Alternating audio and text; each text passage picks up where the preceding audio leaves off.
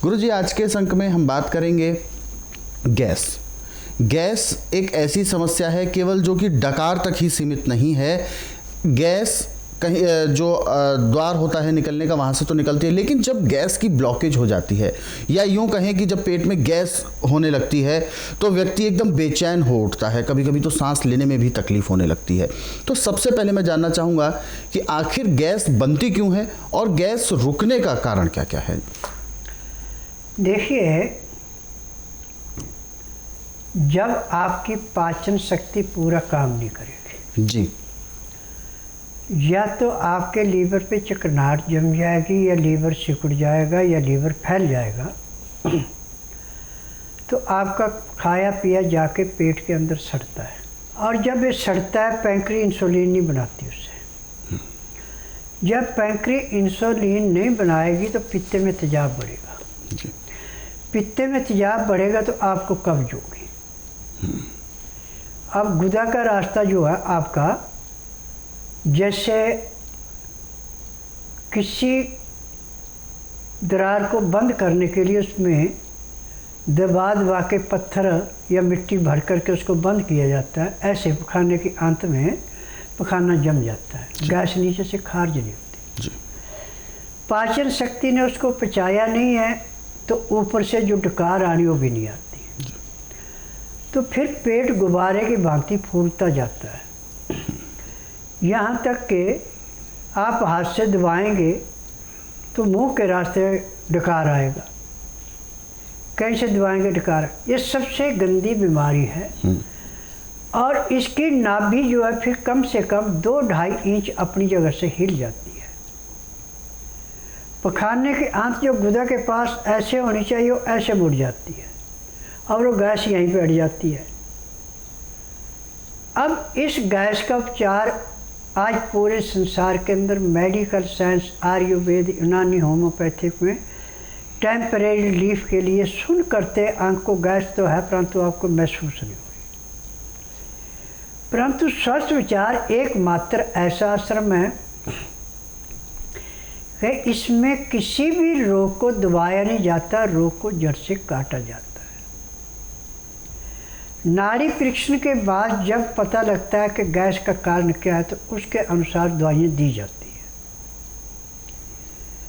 अब ऐसे तो हमारे पास गैस के लिए एक नहीं सैकड़ों दवाइयाँ हैं, परंतु जो नुस्खा अभी मैं आपको टीवी के माध्यम से बताने जा रहा हूँ, ये इतना कारगर है कि लेने के 10 सेकंड के बाद ये अपना असर दिखाना शुरू कर देता है। नुस्खा है कि लहसुन की यदि मोटी तुली है तो 5 लें, यदि छोटी पतली तुली है तो 15 लें, और 5 ग्राम अदरक लें। अब इन दोनों चीज़ों को पीस करके बिल्कुल मक्खन की भांति मुलायम कर दें, परंतु मिर्च या नमक इसमें कुछ नहीं मिलाना। अब इसको आपने उंगली से, जैसे बच्चे चाटते हैं चाट, ऐसे चाटते जाना। और बकरी का या गाय का दूध है तो उसको ऊपर से पीते जाना, क्योंकि गाय और बकरी के दूध में क्लोरीन और फ्लोरीन नमक सबसे ज़्यादा है। और जब भी आपको गैस बनती है तो क्लोरीन और फ्लोरीन नमक जब कम होता है तो पखाना जो है सूख जाता है और गुदा के रास्ते से जो गैस पास होनी वो नहीं होती जी।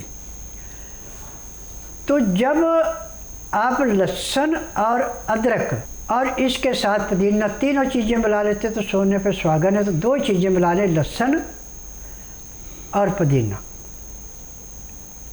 इस चटनी को चाट के जैसे दूध पीते हैं तो अंदर जाके आंतों के अंदर ये ऐसे खौलने लगता है, क्लोरीन और फ्लोरीन नमक जैसे गर्म पानी में तेजाब डाल के और लोहे के जंग वाले लोहे को डाल के बिल्कुल लोहा साफ़ हो जाता है, ऐसे आंतें साफ़ हो जाती है।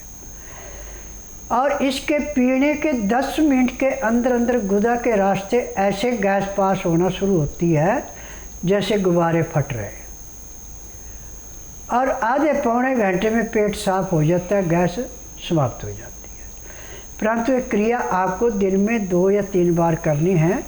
और इसमें खान पान पे विशेष ध्यान देना कि इसमें गेहूं की रोटी बिल्कुल नहीं खानी, मैदे की चीज़ कोई नहीं खानी, चाय नहीं पीनी, चीनी का प्रयोग बिल्कुल नहीं करना।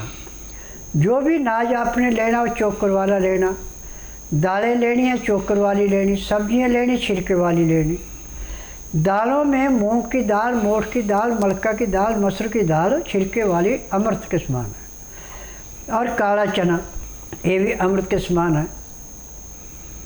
सब्जियों में मौसम के अनुसार जो भी सब्जी आपको मिलती है, पत्तेदार तो कोई भी सब्जी ले सकते हैं। हरी सब्जियों में सबसे ज़्यादा कुंदरू, परमल, लौकी, टिंडा, ये तो एक किस्म का अमृत है।